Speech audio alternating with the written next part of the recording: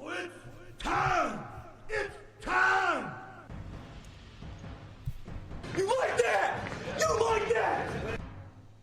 Woo! It's waxing lyrical, baby. Hello, Waxers, and welcome to Waxing Lyrical with Mains and Duts. I'm your host, Mains, and my colleague in a danger zone in Rainford, wearing a red shirt, will fear for his safety throughout the show. It's Mr. Neil Dutton. The shirt itself does actually say red shirt. I may not make it. For those who are unaware of the joke, there's a group of people called Trekkers, and they watch Star Trek. Neil's about to punch me through the screen. Trekkies, obviously. J.J. Abrams once called them Trekkers, and I'll never let Neil forget it. And especially in the original series, you know, I'm not a Trekkie or but the dudes in the red shirts always went down to the planet and got shot, while, you know, no one ever touched Kirk or Spock. They were the running backs of early science fiction television. Poor guys. But there we go. Neil is a red shirt, but let's hope he survives the show. This show, we have Neil's wide receiver fantasy rankings. Can't wait to see them. We have the NFC North preview. New quarterbacks everywhere. Well, in possibly 3 of the 4 teams. One team hoping to God they don't have to start a new one. One hoping to God they do. And Neil's favourite team outside of Philadelphia. It's going to be a good show. I'm looking forward to it. Especially Neil trying to explain to us why he's 3 to 4 wins above Las Vegas on the Minnesota Vikings. But Neil, before we do that, let us get on with the show. And as we have done in this preview season, we start with fancy rankings. And this week, we are doing your wide receivers. Mm-hmm. The drivers of fantasy production in the 21st century. So, Neil, can you give me your top 10 from 10 to 1, please? I can. So, from 10, counting down all the way to number 1 spot, we have DK Metcalf. I say Metcalf, not Metcalf. I'm not American. Justin Jefferson. Keenan Allen. DeAndre Hopkins. Michael Thomas. A.J. Brown. Stephon Diggs. Calvin Ridley. Devontae Adams. Tyreek Hill. Just to give a bit of context, the ADP top 10 is Keenan Allen at 10, Michael Thomas at 9, Calvin Ridley at 8, Justin Jefferson 7, AJ Brown 6, DeAndre Hopkins 5, DK Metcalf 4, Stephon Diggs 3, Tyreek Hill 2, and Devontae Adams 1. Neil, I would like to officially welcome you to Calvin Ridley Island. Here's a Mai Tai. Enjoy the view. Please take one of our hammocks and sit quietly. Why have you joined Ridley Island this season? Because he was already getting a large number of downfield targets, which obviously are what we want in fantasy football, especially if players catch them. He's always had a very high touchdown rate for his position, as I famously once found out, having suggested he not be picked by Nat Coombs, and Iron Mike Carlson never fails to remind me of it. But also the fact that Julio Jones is not there now, and we've seen in the past that when Julio has been missing, basically there's no one else. Russell Gage gets a little bit, Olamide Zacchaeus gets some, Hayden Hurst doesn't really see his work increase, but Calvin Ridley does get 3 to 4 more targets per game. Now, obviously, situations have changed. This is not last year's Falcons.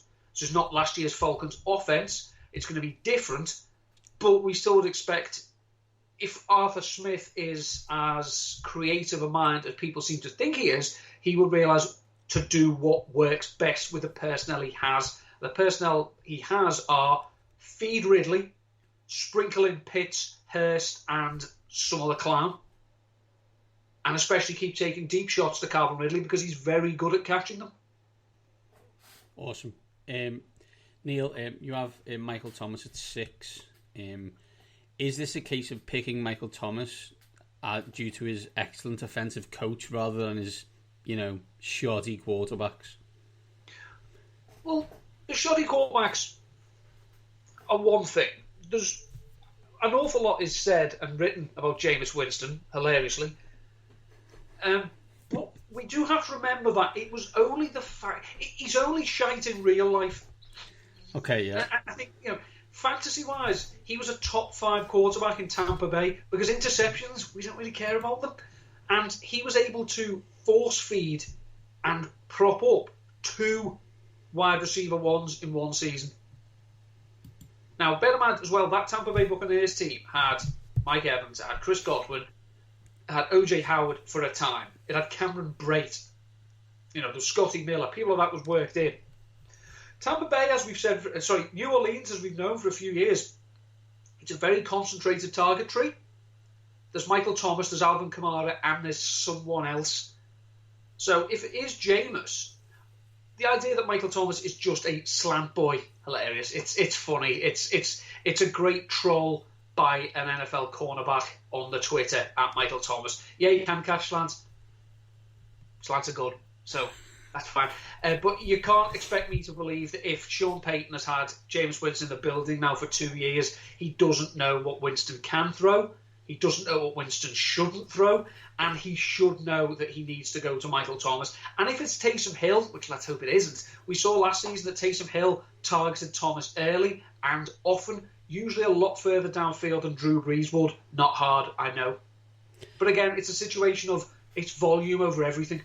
I think we will get on to the classic, one of the great quarterback battles of all time, Jameis Winston versus Taysom Hill, in a few weeks when we do the NFC South. So let's leave it for now, Neil. That is content we don't need to repeat. I think we should try and get Daggers in for that, just to hear his views. Obviously, he's a big fan of friend Jameis. So. Yeah, of course. Neil, I just look at the list and I see DK Metcalf, I see Justin Jefferson, I see AJ Brown. Maybe that is it. Should there be concerns in your top 10 that multiple players are on run-first teams? No, because the players in question are on run-first teams. You can't deny that. But alongside the fact that their coaches want to run the ball, they have concentrated target trees. So it's not like Russell Wilson's going to spread the ball around and hit 10 different receivers again. He's going to go Metcalf, he's going to go Lockett, and he's going to go someone else occasionally.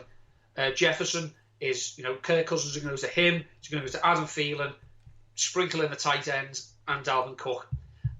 One person you could argue, but again, the Packers have been quite run-heavy in the 2 years under Matt LaFleur. It's been successful. Obviously, they're not, Baltimore Ravens style run-heavy, but they do like to lean on the run. But again, they've got Devontae Adams and who. So while it would be logical to avoid teams that want to pound the run, AJ Brown as well, of course, he has Julio for company, but we saw last season that AJ Brown had Johnny Smith, Corey Davis. I'm not comparing them to Julio Jones. I'm not a moron, but we do know that AJ Brown has been ridiculously efficient despite not being peppered with targets. So all these people, while they're on run-first offenses, they are the go-to guy in the passing game. So I think that can allay some of the fears, especially players like Brown, Devontae Adams, and if last season wasn't a blip, it wasn't a flash in the pan, Justin Jefferson, not only can they be productive, but they can be efficient as well, which will help for teams that want to really establish the run. We won't do the 1-2 debate because we're going to talk about the NFC North in the show. So we will talk, obviously, about the Aaron Rodgers conundrum, which probably is one of the reasons, apart from the other one being Patrick Mahomes, why Hill is above Adams. But Neil, as always, fantastic stuff on the fancy ranks. I believe next week we go into your area of expertise, and that is the tight end. Yeah, top 4, then 6 buckets of shit behind them. Yeah, I'm looking forward to finding out how you pick these guys out, but we shall see. We shall see. Neil, let's get on with the NFC North. So Neil, usual stuff. We're going to give a big question, a fantasy darling, whether the team is more likely to be discussed by Draftniks in Week 18 in the Super Bowl or not at all. what I will say in terms of schedule for the division, they play the NFC West, they play the AFC North, they play one AFC West team, one NFC South team, and one NFC East team. Those obviously defined by division positions last year. The first team, one of the most storied franchises in the NFL, the Chicago Bears. We could talk quarterback, but I want to talk coach and GM. And my big question is, what would the Bears have to do to allow Nagy and Pace to still be on this, us talking about them next season as Bears employees? Well, not starting Andy Dalton for 17 games will be a start. Now, they have clung, with determination to the idea that they are fully paid up members of the Patrick Mahomes plan. What they don't seem to realise, and what an awful lot of people, when they fall into this trap, don't seem to realise is, Alex Smith was good when they drafted Patrick Mahomes. Yep. Andy Dalton is not. Eli Manning was not. These teams drafted rookies and should have put them in straight away. Now, Andy Dalton is a much maligned figure. Some of it unjustified, some of it fully justified, especially when the lights of prime time come on. Yep. You cannot sell me on the idea that you're going to lean on him and expect to be competitive, even with 3 wildcard teams. You got into the playoffs last year with some weird hybrid of Mitch Trubisky and Nick Foles behind a still good defense and a running game that caught fire towards the end of the season. No. Under no circumstance. If Aaron Rodgers doesn't play this year, and I think for a large part of what we're going to talk about, we have to assume that he will. But if he doesn't, this division's wide open. You cannot go into it with Andy Dalton for 17 weeks. If they crash and burn, so if the Bears are awful, then they're getting fired. Doesn't really matter. But if they can compete and maybe get in the playoffs with Justin Fields, they save their job for at least another year. But if they think Fields is something that needs to be kept in the cupboard for the next regime to use, they should resign now. I think if we look at it as just use a standard logic tree, right? This was a playoff team last year with Mitchell Trubisky and Nick Foles as quarterbacks, which leads me to suggest they have a reasonably talented roster. Changes have been made, that's fine, but you would still expect the majority of the roster to be talented. The issue with the team last year was quarterback. I think the issue, some would argue, the issue with this team since, it started, especially when it started in the merged NFL and the Super Bowl era, has been quarterback. Andy Dalton isn't making them any better at quarterback. At best, he would be par compared to Trubisky and Foles. So therefore, you haven't gone anywhere. But here's the magic box that you decided to buy. You bought the magic box. So you can decide now when to use said box. I don't know why you wouldn't use it straight away. I never understood why Justin Fields dropped to 11 anyway. So I think he was probably second best quarterback. Whatever, that's fine. Each to their own. He got drafted 11.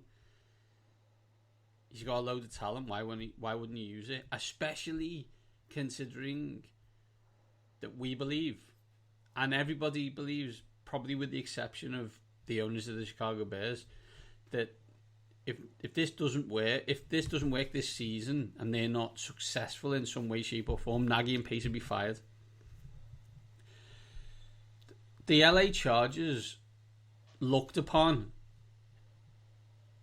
a franchise quarterback in year one by complete accident. And it's still medical malpractice, actually. Well, yeah, sorry, complete. Yeah, that's true. Sorry. But by that happening, this season is hype central. Why would you wait a year to get to Hype Central? I don't understand it. I think it's stupid. And okay, I look at the schedule, and your first game, I know we're jumping ahead a little bit, is at the LA Rams, Sunday Night Football. Aaron Donald et al. So, do I have a problem saying to Andy Dalton, I'm paying you $10 million. You're a Roman person being thrown to the lions in the Colosseum. Sorry, but you won't be playing after that. Not really. 1 week's whatever.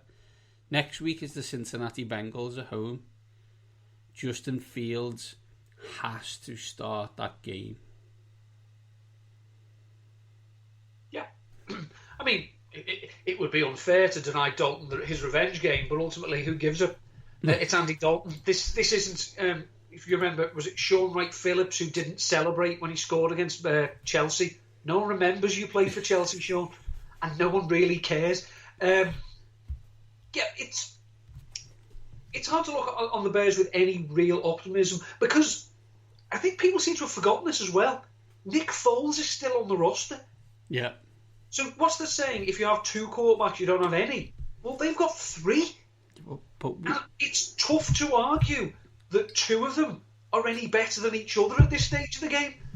As I'm saying, Andy Dalton's par on the quarterbacks from last season, so surely you want to be better. Yeah.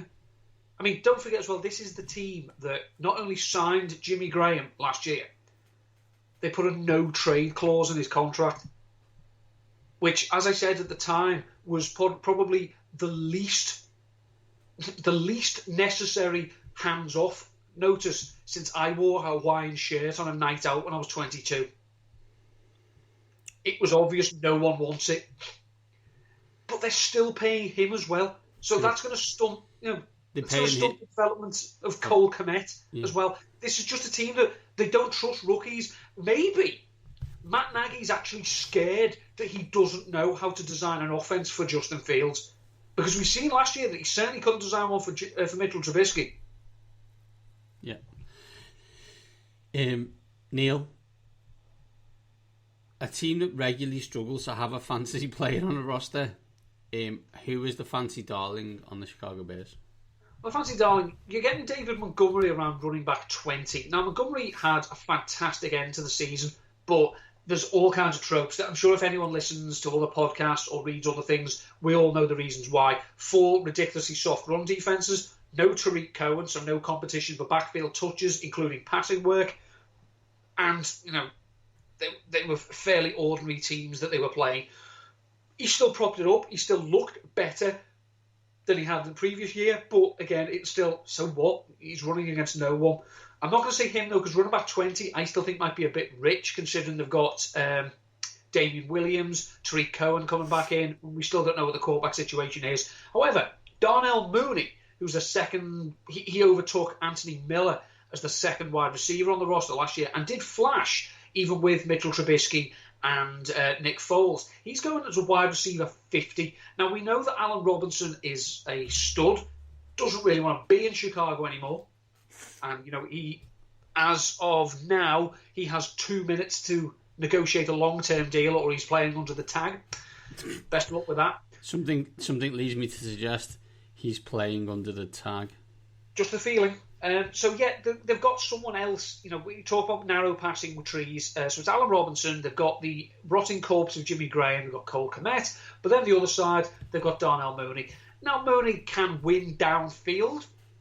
So you'd think that if Justin Fields did win the job, was handed the job, should get the job, then maybe he can take some deep shots to Mooney while still peppering Allen Robinson. So I'm not saying Mooney's going to be a superstar, but as a wide receiver 50, he's someone who should be in the wide receiver 3 conversation on a weekly basis, assuming the Bears are competent. Neil, over-under for the Bears is 7.5. Do you expect them to be discussed by draftniks in Week 18 in the Super Bowl or not at all? See, in other years they would be slam dunk, not at all. I mean, 7.5 win total, we don't care. We're not interested. Can Justin Fields give them a spark? The defense is still good. It's not great anymore. It's getting older. Can Fields come in and give them a spark offensively? Yeah, we've seen it happen with rookies before. Do I trust Matt Nagy, whatever it is, I can't remember, I don't even care anymore, to put him in the best position to succeed? No, I can't. So I think 7.5 is a good number, and by its very definition, means they're nothing. So, no. Yeah, I mean, you can't even be 8-8 anymore, can you? Yeah, I see them in the not at all bracket. They've got what can only be described as a delicious December, where they played the Cardinals, the Packers, the Vikings, and the Seahawks in Seattle. Enjoy. Yeah, finish with the Vikings. Did he play Vegas in Vegas, which is nice. And it's in October. So expect injuries for the next game, which actually is the Packers. Yeah, it's. I fear that Andy Dalton will play many more games than he should. I hope for Justin Fields' sake he gets an excellent offensive mind for his first full season in the NFL next year. I expect him to be a 7-10, 8-9 teams. I think 7.5 is a pretty fair number. And I'm with you. I don't expect them to be discussed unless it's why is that ginger lad still playing quarterback and Justin Fields is not. Problem is that we've seen in the past when they hire offensive coaches to be head coach in Chicago, it doesn't end well, and they then immediately go back to solid, staunch defensive coaches who probably just want to run the ball. Yeah, franchises are weirdly consistent in that situation, aren't they? And, the Bears don't have quarterbacks. But that's enough about Chicago. Let's move on to the Detroit Lions, everybody's favourite Thanksgiving team at 6 p.m. Not fair. To be fair, they're only playing the Bears this year. So Again, yeah. That to say they're hiding that game would be an understatement, right? Jesus. The big question for the Detroit Lions, Neil, is the plan for this season to be the worst team in the league? Well, Evan Silver, who has forgotten an awful lot more about football than we'll ever know, thinks that they should embrace a soft tank, he calls it. Now, as we know, front offices tank. Yeah, players don't. Coaching staffs coach to win. Yes, of course. But if they're given poor rosters by front office, then they can only do so much. So he thinks that they should soft tank. They've got a few assets in 2022 because of the trade of Matt Stafford. They have a quarterback who has won in the NFL. I don't think it was more about him. I think it may have been more scheme and players around him, but I digress. They don't have an awful lot of pieces that make you excited. They do have a young potential superstar at my favourite position. They have an exciting running back who they probably won't use properly. They have the finest collection of Costco night shift managers you'll ever hope to find on defense. And they've got a head coach that literally you just think he's just going to be sitting there, spitting and snarling, to bite a kneecap and, falling over himself to establish the run when they're down 20 in the first quarter of the game. They should be adopting the Cleveland, Miami model. But I don't know whether they're competent enough to even tank properly.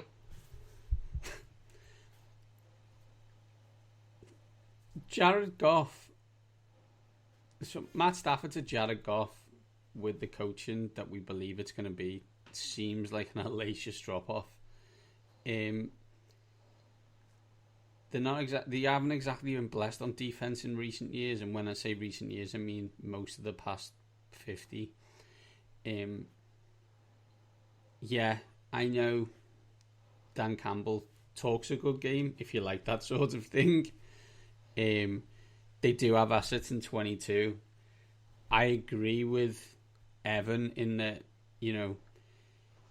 you can't tank, but I'm also going to tie two hands behind your back and maybe tie your shoelaces together so you can't win situation. At the moment, you haven't got a long-term solution at quarterback, and therefore and not as much talent as needs on the rest of the roster.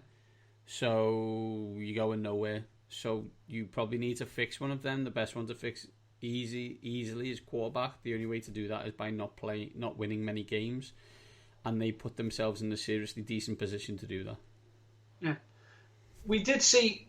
So we've seen with teams like Miami that any small group of talented players they had who were probably thinking we can get something for these, let's move on. Which, by the way, is the real definition of Moneyball. So if anyone who's still not clear on the term, that's what it is. It doesn't mean not spending money. We saw them, they traded away Minka Fitzpatrick, Laramie Tunsil, people like that. People that they could get something for. Who are Detroit getting anything for? TJ Hawkinson. Yeah, and no one's going to pay him on a first-round rookie contract where they can just wait for 2 years until his contract runs out and Detroit say, yeah, we're not going to pay you. So no one's trading for a tight end for that. I refuse to believe it. They have let the roster degrade to such an awful place that literally, as you say, they can't even tank properly because they don't have the assets to move out. Because no one's trading for Jared Goff, I assure you. Now, they have taken a couple of steps to make things better for the next quarterback. Obviously, they drafted Penei Sewell. They looked into that because other teams made silly choices at the top of the draft with where they went. And Penei Sewell fell to the Lions. That's good. That's a good, solid start. Because Brad Holmes, I think is their GM, he came from Los Angeles, and he saw when he was in Los Angeles that Jared Goff was a disaster in 2016 because his O-line was terrible. So what did they do? They brought in Andrew Whitworth. And it's quite telling that 5 years later, Andrew Whitworth is still playing at an excellent level and was still giving Goff fairly good protection, but he couldn't do anything with it. So put an offensive lineman in there, let him learn the ropes behind a quarterback that you don't really care about, let's be honest. And then by the time the guy comes, the line should be a bit better. So it's a nice step. The offensive skill position players on this team are abysmal, aside from DeAndre Swift and TJ Hawkinson. The wide receiver core is it's a Greek tragedy. It really is. And the defense is going to be terrible. This is going to be one of the worst teams in the NFL. And it's, aside from Rogue State, the Houston Texans, I don't even think it's going to be close. Yeah. Neil, I don't know who you pick for Fantasy Darling. Is it TJ Hawkinson? It's not, because at his current ADP, you're not getting much upside. I mean, he's going as the tight end 6. Now, I think, in terms of volume and opportunity, he could finish as the tight end 1, maybe, if he scores some touchdowns, because who else are they going to throw to? This team's going to be behind a lot. Hawkinson does his best work in an area of the field that Jared Goff does his best work. The link-up is almost perfect. But you're taking him a tight end 6. There's a risk that the Lions don't score many touchdowns this year, which is going to put a hard cap on Hawkinson. So, again, DeAndre Swift is going as the running back at 16. Is he going to be the workhorse? Is he going to get all the passing down work? Are they going to score touchdowns? No. So again, where's the upside? So if you really, really, really feel like you need a piece of the Lions offense in your fantasy team, I don't know, wide receiver 70 is Amon-Ra St. Brown. He's going to play out the slot. Again, we saw that Jared Goff has done good work out the slot with Cooper Kupp, Robert Woods in the past. He's not going to get peppered because I don't think that's in this team's DNA. We've seen Anthony Lynn as the offensive coordinator. He's going to want to try and establish the run, even when they're down 20. And he's going to make awful clock management decisions. So it's not an offense I'm falling over myself to go out and get pieces of. If Hawkinson falls to me, if Swift falls to me, I'll take him, especially Hawkinson, who I'm a big fan of. But this is not a team that you want to be saying, oh, I need 3 pieces of this. I need to get the triple line stack in this week. Let's be honest, going from Matt Stafford to Jared Goff, that's Connery to Lazenby. It's horrific. Did you hear the story? I don't know if you've been listening to the Ringer NFL show, Flying Coach, which is Peter Strager and Sean McVay are like best mates, and they interview all the head coaches this week. Joe Judge. I haven't really listened to all of that yet, but the week before was Kyle Shanahan. Oh God! It was unbelievable. Firstly, second of all, Kyle was also in Cabo when McVay and Stafford was, but he was in a different hotel, and he was also trying to get hold of Stafford but couldn't. Brilliant. It was fantastic, right? Anyway, there are stories from the days of the NFL AFL war when college prospects were being sought by AFL teams, and I think it was the Dallas Cowboys, probably was. They actually had 2 players in their general manager's bathroom in the hotel. Amazing. Just because it was no, we don't know where they are. Amazing. No, we're just here on vacation. What are you doing here, Houston? Houston Oilers. No, we're just here. Can I use your bathroom? No. If the door's stuck. What I would say is, if you listen to that show, it is excellent. Flying Coach, it's called. Brace yourself, because there's a lot of we were all at Washington at the same time, and then all got fired, and now we're all head coaches at other teams who, by the way, are outrageously successful. So Washington. How does that make you feel? It makes me feel that the owner isn't far enough away from the buttons. Let's get back to the Lions, Neil, because I'm sure the 2 Detroit Lions fans in existence in the UK are going to be annoyed at us. Their over-under is 5. Buy Draftniks in Week 18 in the Super Bowl or not at all, please? Draftniks should start looking up now. Little tip for you, Draftniks. Malik Willis and Carson Strong. Go and watch some film on them. Go to the QB school on YouTube and look up JT's and breakdowns of them so far. Start getting the hopes up. I'm just going to allow you to live in the first 7 weeks of the Detroit Lions schedule. San Francisco 49ers, Green Bay Packers, Baltimore Ravens, Chicago Bears on the road, Vikings on the road, Bengals, Rams on the road. The first 5 teams are going to run the shit out of them. I know, right? They may not. Those first 5 weeks, those quarterbacks may be unusable because of how much running they're going to do. Unless it's Lance, Fields and Jackson, and then they could be used because they will run themselves. That's the only hope. This team stinks and won't win 5 games, and that's all I've got to say about that. Next team, Neil, everyone's favourite team. We love to hate them here on Waxing Lyrical. It's the Green Bay Packers. Big question. If we expect Aaron Rodgers back for week 1, which I think me and you do, what is the plan for this season for the Green Bay Packers? Hopefully, the plan would be that most of the higher-ups play nicely. And if you don't have to talk to each other, don't talk to each other. Just get along. And then we'll see where we are in 2022 when Aaron's playing somewhere else. On the field, there's no reason for them to change what has worked, because I hate to point this out to people who seem to have forgotten it. Was it 26 and 6 in their 26 and 6 seasons, something like that? In 2 years. Now, I'll have to check these numbers again, double check, because maths isn't my strong suit, but that seems pretty good. And they've got to the NFC title game, both games, seasons as well, obviously. Again, that's pretty good. So all you need to do literally is take what you've learned in those 2 defeats and say, no, not again. We will not be run all over. We will not send jailbreak blitzes, in the dying seconds. And also as well, here's a little one, Matt, be more aggressive. Tell Mason Crosby he's not essential to the Super Bowl hopes of this team.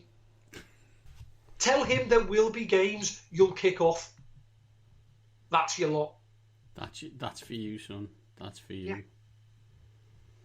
Be bold. You've shown you can coach offense, Matt. I think a lot of people probably were severely sceptical, especially considering how little sorrow there seemed to be from Tennessee that Matt LaFleur had gone. It wasn't I can't believe we've lost Matt. It was a ding dong. So he's shown he can coach offense. He's shown that this offense, despite lacking in playmakers, can move the ball, can find the end zone. We saw Aaron Rodgers buy in. And we've seen in Shanahan's style schemes, especially with veteran quarterbacks, it can take a little while for the greatness to kick in. Saw it with Matt Ryan in Atlanta. We saw Aaron Rodgers last year. No one was taking Aaron Rodgers in fantasy last year. He was done. And then he comes up with this season with, who was he throwing to? Devontae Adams, Robert Tonyan. That's it. Well, they've lost a few pieces. Defense is still good. It just needs to be coached better. I don't think it's a stretch that if this team has Aaron Rodgers, they're still the favourites for this division. It's just a question of how much of the undercurrent is going to be and how much of the drumbeat of potential negative. Let me put it this way. We've not seen them face adversity in the regular season under Matt LaFleur. They start 0-2. It could happen. Teams do start 0-2. Where do they go? Do the voices in the locker room start taking sides? Does Matt LaFleur become marginalised because it's Rodgers against the front office and LaFleur's just in the middle, marginalised and in the middle? How's he done that? He's just we're not interested in you, Matt. You're almost incidental. We're Team Rodgers or we're Team Mark Murphy or Gutenkunst, whoever it is. The worst thing that can happen for this team is to get off to a slow start because then it'll all come out about what has happened this off-season. On the field, without the noise, with the exception of the Tampa Bay Buccaneers, who's better in the NFC? That's what we're saying, right? You start having a debate at that point, right? You start thinking, well, possibly, yeah, well, maybe. I'm not sure anybody in the NFC South is better than them. I'm just not. No, I think if you go down the roster 53 to 53, I would probably give the edge, obviously, to the Buccaneers. I'd probably say the 49ers in terms of pure talent at every position. You're talking an NFC West teams and the Bucs, and that's it, right? Yeah. Like if Aaron Rodgers plays, and the noise is silent, they win this division. Like I think pretty easily. The question is that going to be the case? In answer to your question, week 1 at the New Orleans Saints in the Superdome. They then play the Lions, and then they're at San Francisco on Sunday Night Football, which is a test, right? But they could be, if they're 1-2, then maybe, right? I don't know. The thing that I think people need to realise is there's two types of people. Like those who shy away from controversy, shy away from spotlights, and if those things happen, they're affected by them. And then there's Aaron Rodgers and Tom Brady. They're not. They will find an FU moment and an FU person wherever one doesn't exist. And in Green Bay right now, there's flipping hundreds of them. He ain't throwing it into the deck to annoy Gutenkunst and Mark, the owner, or the owners, is he? No. He'll win to spite them. That's the story. We'll watch him get up on ESPN. Shannon Sharp's talking about it on Fox. Do you know what I mean? Like, this is what's... The Packers are 6-0.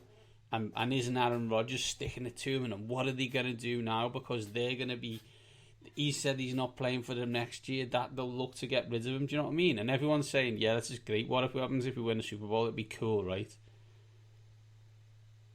I just look at the team and think there's a load of talent. And don't get me wrong, there's a load of noise.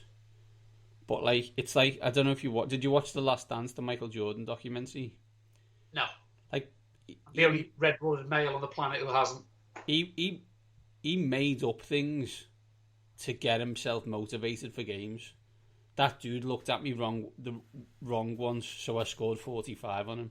That's what Aaron Rodgers does. That's how his brain works. So he will be fine, I believe. This team will be fine. I still don't think they're as good as the Bucs. And yeah, the NFC West is a challenge, right?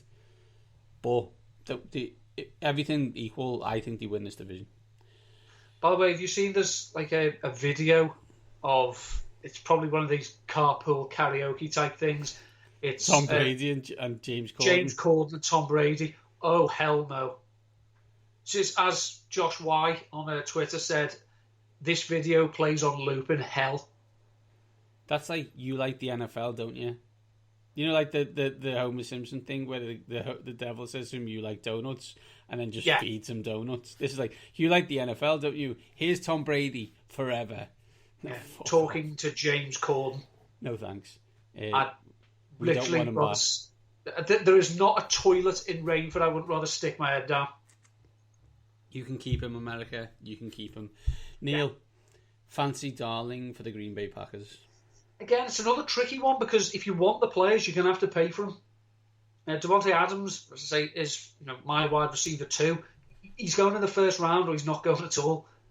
Aaron Jones is running back 10. Could you argue that's a bit of value? But again, he's going at the top of the second round at the latest. So who else do you want? Robert Tonyan. An awful lot of his production last year was touchdown based. So can we bank? Is he going to get more receptions to make up for a drop in touchdowns? I don't know. I think as well, if you're looking at someone saying, "Oh, the tight end 11," I think you're probably all right. Just find something else later on. We saw last year that they were reluctant to make Aaron Jones an every down thing because they had Jamal Williams, who was better at pass protection, and he's not a bad runner himself. So Jamal Williams is currently now off to stifle DeAndre Swift in Detroit. So there's AJ Dillon. Now, I'm not saying it's going to be a timeshare, but he's going as the running back 50 in terms of consensus ADP. He's the type of handcuff I would take if I haven't taken Aaron Jones. Because if I've taken Dalvin Cook or Christian McCaffrey, and then the last round of my draft, I've got, I like my roster, I can just take a flyer. I'll take AJ Dillon in case something happens to Jones. Because we have seen, only one game, I know, AJ Dillon, when he's given a full workload and said, it's your backfield, mate, he can go off. I just don't think he's going to come in because he's not a great pass catcher. He doesn't really have the pedigree anyway. He may be the second coming of Marshall Faulk for all I know. But Boston College don't throw the ball. They certainly don't throw it to their backs. But I don't think he's going to have the same type of receiving profile as Aaron Jones. But as a late round back of the bench option, running back 50 on a team that wants to run the ball, why not? Over under is 11. The Green Bay Packers have 6 nationally televised games in America, including Christmas Day, 9:30. So when your wife has had too much wine and turkey, you can stay up and watch them play the Cleveland Browns. Neil, more likely to be discussed by Draftniks in Week 18 in the Super Bowl or not at all? Has to be a team that we're talking about for the Super Bowl if Aaron Rodgers plays. If Jordan Love plays, they better hope no one's talking about him. Yeah, I think for me it's Super Bowl. Yeah, I see this as a 12-5 team, at least. They do have tough games. They at the 49ers, they're at Arizona, they're at Kansas City. Obviously, they've got their own division. They're also at Baltimore. They've got a somewhat tricky game against a football team. But I still think they're the best team. I still think they will be discussed in the Super Bowl. I right now, way things stand, I don't see any situation where Aaron Rodgers isn't the quarterback. So in the great words of the former Indianapolis Colts offensive coordinator, I'm not doing my Vegas picks on things going to shit. Neil, final team, your team, the team of Neil's heart, the Minnesota Vikings. The big question, Can you win with Kurt and a better defence? I know I say Kurt, I just can't help myself. Kirk Coupons, big shout out to John Barshard. Here's the ultimate test case of can you win in spite? Because we've seen in the past, well, let's go back to my early days watching the NFL. Trent Dilfer. Was he the reason the Baltimore Ravens won the Super Bowl? God, no. Brad Johnson. Was he the reason Tampa Bay won theirs? No, but he was an efficient facilitator of the offense. Can we seriously say that Eli Manning was the reason the Giants won their Super Bowls? The Hall of Fame is going to tell you that that was the case. Whether you, me, or any other person likes it, but no, you're right. Yeah. As the late, great Chris Wessling said, Justin Tuck will spend the rest of his life trying to get into Eli Manning's house to get his MVP trophy off him. So we've seen in the past that a great defense only needs to be facilitated on offense by the quarterback. Now, Kirk Cousins has been efficient and quite productive. He's put the numbers up. Has he frozen in the big moments? Yeah. And, you can squash that narrative. Narratives exist for a reason. Hey, I watched him for many, many years. That narrative ain't getting squashed anytime soon until he wins every single primetime game ever. Yeah, you can't just win one primetime game and say the narrative stinks. No, it doesn't, mate. Because as we know, blind squirrels find nuts every once in a while. This defense is not going to be as bad as it was last year because I don't believe Mike Zimmer will let it. They have bolstered the offensive line, which is sensible. And, they did it by allowing the draft to come to them. They traded down and still got their man. We know they want to run the ball. We know their scheme is... it's not as in-depth a running scheme maybe as Kyle Shanahan has made his, even though they're rooted in the same beliefs. Obviously, Kubiak and Shanahan are tied to Denver past and obviously used to work together as well with the Houston Texans. We did. But obviously that's Clint Kubiak now, not Gary Kubiak. They have playmakers on defense. They have playmakers on offense. They've shown they can go on the road in the playoffs and match teams. Teams get hot in the playoffs, and they showed they didn't maybe get hot, but they went into New Orleans and won, and nobody expected them to, and that was the narrative squashed. No, it really wasn't. I think it's a good team.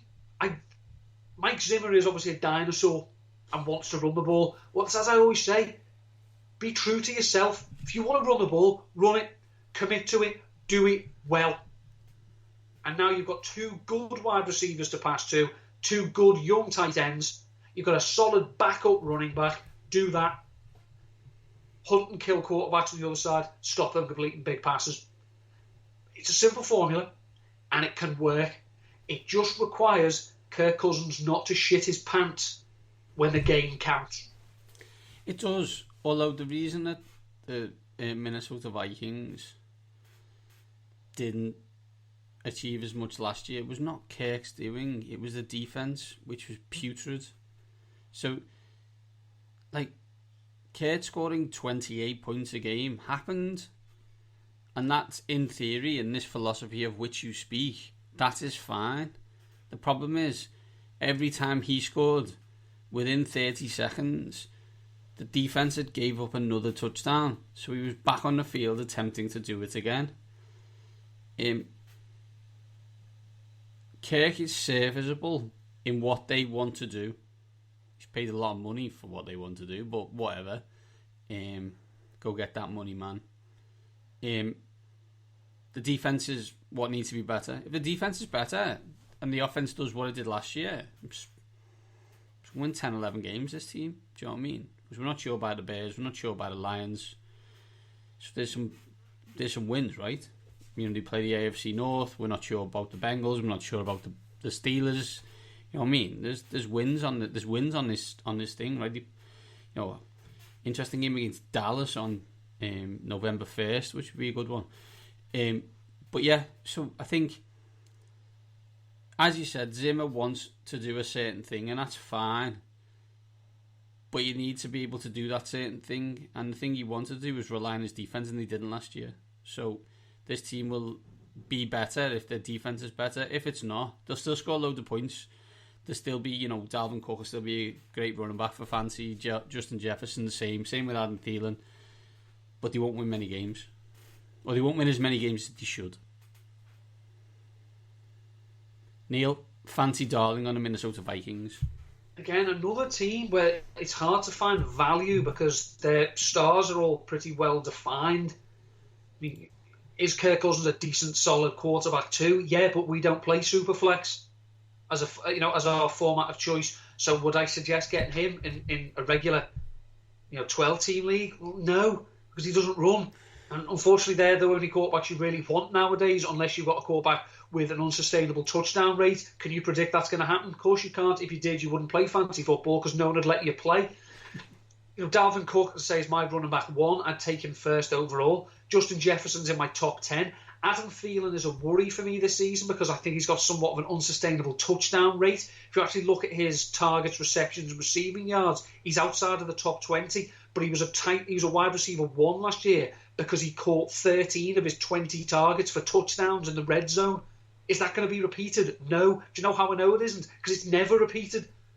Wide receivers who see 20 red zone targets and score 10 or more touchdowns, do you know what they do the next season? They don't. It's simple maths. So if we want some value for this, I know a lot of people are excited about Irv Smith, especially because Kyle Rudolph is now annoying people in the New York Giants. That would be lovely. Irv Smith did have some nice weeks last year, especially once Rudolph was missing. The problem is, if you look at the games the last 4 weeks of the season with no Rudolph, Irv Smith played the exact same number of snaps, had the same number of targets, had virtually the same amount of receiving yards as Tyler Conklin. They're both going to play. They're both going to be on the field. They're both going to get used. They're going to annoy the crap out of each other's owners in fantasy. Managers, not owners, sorry. Because you're just like, if only one of them was here. The difference is that Irv Smith is going as your tight end 11. And no one's drafting Tyler Conklin. Well, I'm terribly sorry. I don't see how Irv Smith is going to be that much better than Conklin, given what we've seen when they've both been around and Rudolph isn't there, and also what we've heard the coaches this off-season. They're raving about Conklin. They're a little bit half-hearted about Irv Smith. So, again, if you're doing a best ball draft, or you've got really, really deep benches, maybe it's a tight end premium, ignore Irv, wait till the end of your draft, pick up Tyler Conklin. Over-under for the Minnesota Vikings is 8.5, Neil, so you basically see them as a middle-of-the-road team. Do you expect them to be discussed more by draftniks in Week 18 in the Super Bowl or not at all? Well, I've bold prediction. I've said they're going to the title game. Yes. I've said that 2 years in a row now. And, Vikings fans, come at me. I don't care. I don't care if I'm wrong. So it's there again, that weird thing. They're definitely going to be Week 18 because they're going to be playing for playoff seeding. But do I see them being talked about in the Super Bowl? Well, I should do because I think they're going to the title game. So, yeah, I'm going to have to say Super Bowl, even though I don't legitimately think they've got a chance of winning it. I'm going to say in Week 18, I think they got a chance to win 10, 11 games. I really do. But the defense has got to be better. And I think for Vikings fans, we hope they are. So, yeah, I'm going to say over on that. So, I guess 2 overs and 2 unders from me. The winners of the division, Packers, then Vikings, then Bears, then the lowly Lions. Neil, are you the same, or you got Vikings over Packers? If Rodgers plays, I'll go Packers, Vikings, Bears, Lions. Two playoff teams. Yeah. Of course. Okay. That is it for the division preview. But before we go, as we all know, Neil is one of the lucky few who's in the Scott Fish Bowl. And Neil, give us an update on where we are on the old SFB. Well, my draft started, as with everyone's did, a week on Monday. And I'm still only through 18 rounds of it. Some people, if I can just crave your indulgence for a few seconds, the average wait time for some people in my division, the ELO division in Conference 16, this year's theme is bands, by the way. This is why I requested ELO. Some people, total wait time, 16 hours, a day, 4 hours, an hour, a day, 21 hours, a day, 5 hours, 15 hours. My total wait time is 16 minutes. Nice, Neil. And my average wait time is 56 seconds because You know what you're doing? I know what I'm doing, and also I pre-rank before I go to bed, so that I'm not sitting there for 8 hours on there. But I digress. Other people have other commitments and can't be glued to their phone and whatnot. I do. That's fine. You do what you want. Just don't shout at other people for taking it. So we're through 18 rounds, and so far I was picking from the 5 spot. My roster at the moment is Kyler Murray, Aaron Rodgers, Cam Akers, AJ Brown, Amari Cooper, Robert Woods, Dallas Goedert, Zach Moss, Curtis Samuel, Will Fuller, Naeem Hines, Corey Davis, Rob Gronkowski, J.D. McKissick, Nelson Aguilar, Tariq Cohen, Christian Kirk, and John Brown. And there are 4 rounds still to go. Nice, Neil, nice. Feeling confident? Oh, God, no. It's interesting to see the other rosters and see the different strategies. I mean, you can tell there I've not exactly made running back a priority. I'm going to be confident starting Cam Akers and Zach Moss most weeks. But then I've got Naeem Hines and McKissick and Cohen who could have a role, as pass catchers. I wish I'd got another tight end, but I think Goddard's going to have a good season, and Gronk's Gronk. I'm riding or dying on the 2 quarterbacks because you can only start 2, and if Murray and Rodgers miss time, if one of them gets injured, I'm screwed. Yeah. So I either want to win the whole thing or I don't want to come anywhere. Of course. So I'd rather pack my roster with upside, but bank on those 2 at quarterback. But other people, I mean, one person in my division, it's a risky move, but it could pay off big. He's taken 3 quarterbacks. 2 of them are Fields and Lance. Could work, could not. Potentially, that's dangerous. Yeah. But the upside is massive. Exactly, same idea. He's here to win it, or he's not bothered. He either wants to come first or 12th in our conference. Which is fine. Bring it. Exactly, Neil. Exactly. Neil, outside of SFB, where can people catch you for the rest of the week? Well, I've been a busy boy this week.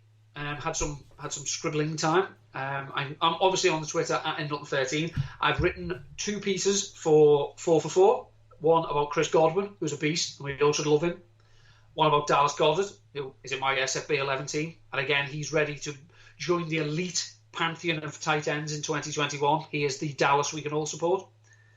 I've written 2 pieces of it. 2 pieces so far for Number Fire. One on why I'm really not a big fan of Adam Thielen this season. And also one on 3 teams who I think offer a bit of decent value to make the playoffs that maybe people are sleeping on. And that's for Number Fire as well. And, just to further rub in for you support one of them.